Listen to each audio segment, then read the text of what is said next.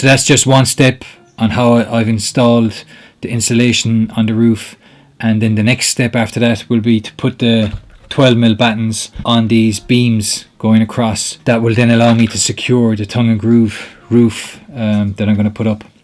So prior to that, I'm going to seal the roof with this superfoil tape, and then on top of that I'll be putting the vapor barrier, which will completely seal the roof from condensation on the roof, and then that will actually lead to rot and rust and condensation, which will lead to smells and mustiness and creatures and dragons and lions and bears and tigers.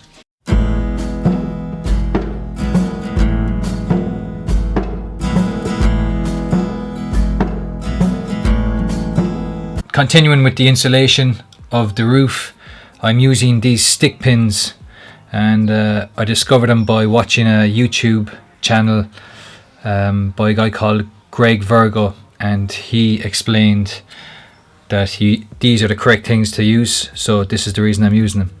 And I actually made a mistake. I stupidly got the wrong length, so what I've discovered is that the very tip of it only comes out, and then I realized I got them in a size 60mm, and I probably should have got them in like 100mm, but I worked around that. Instead of having to buy a brand new box of them, what I've done is I'll show you.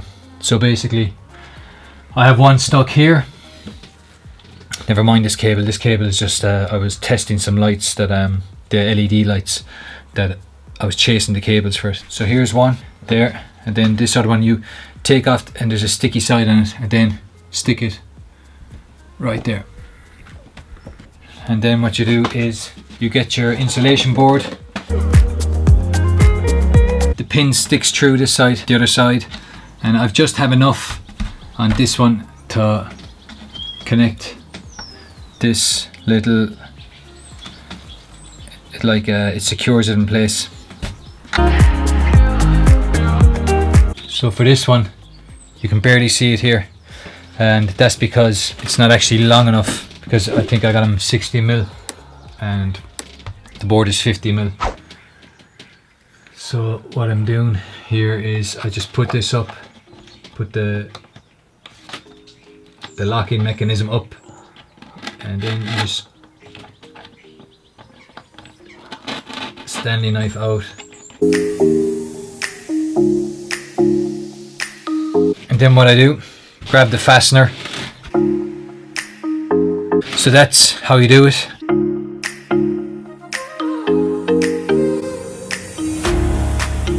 So this is one of the LED lights. As I come in the door, I'll be able to press this light and instantly have light in the van. So I was just making sure that I was happy with the placement of the lights, of the LED lights on the roof. Make sure you get longer ones. I think you can get them 120mm or 100mm. These are 60mm, but they're still going to work here.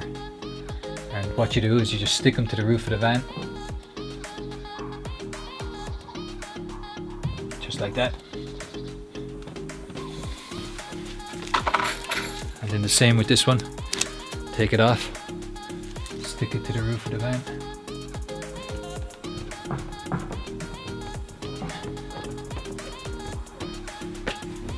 Then you offer up the insulation, and then once it's up there you can secure it with this part of the stick pin. Pop that on, there you go. Then pop on the other one.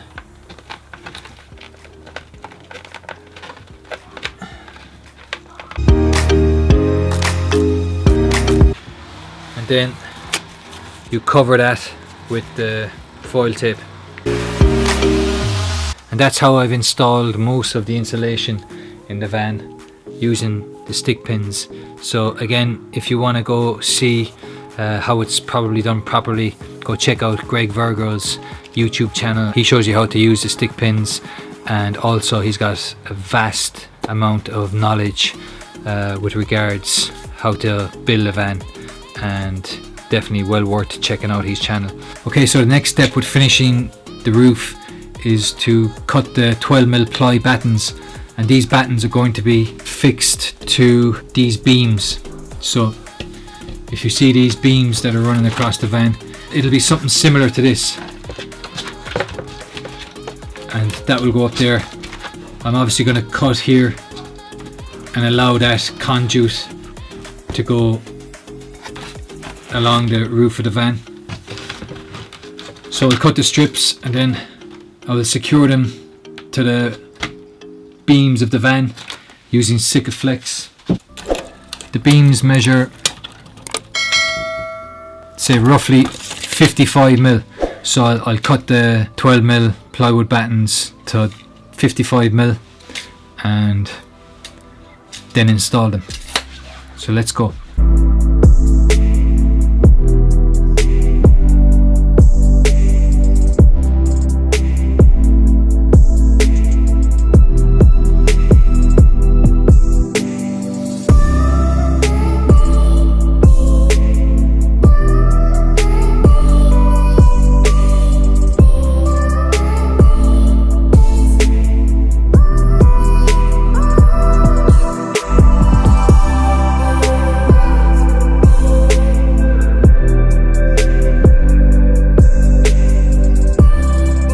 So I have the batten cut to 55 mil, which is approximately around 2 inches or 2 inches and an 8 roughly, and it's in 2 halves.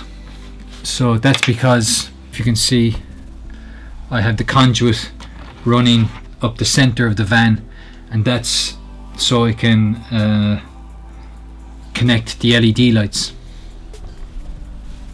So I decided to run it up the center of the van because I did, and that's the way it is. So that means that I've got to, what I did was put my batten up, and I'm only coming to this edge here, so I'm not coming all the ways in. From here into the wall there's a bit of a slope, so I want to avoid that because obviously it won't stick, the batten won't stick to the rib if I go beyond this slope here. So I'm just going to stop it short here, and that'll be far enough to secure the tongue and groove to the batten. So what I did initially was I offered up the batten, and then it just stops short here of the conduit and lets that conduit run down the center. And then I marked, because if you see there's holes all the ways along this beam this on top, so I obviously don't want to screw through and get one of the holes and then not have the screw and grab the actual beam. So just to make sure, I put it up the batten and then just visually marked an X where it was, and I did 4 screws, 1, 2, 3, 4, and then I pilot hold and then countersunk, and now I have the screws in. Just that makes it a lot easier. I'm just going to show you one. To secure the 12 Mil Ply Batons to the beams, I'm just going to use some Sikaflex, and that's basically, it's going to be secure enough with just the screws, but I think to stop any creaking or noises like that, we're going to give it a little blob of Sikaflex.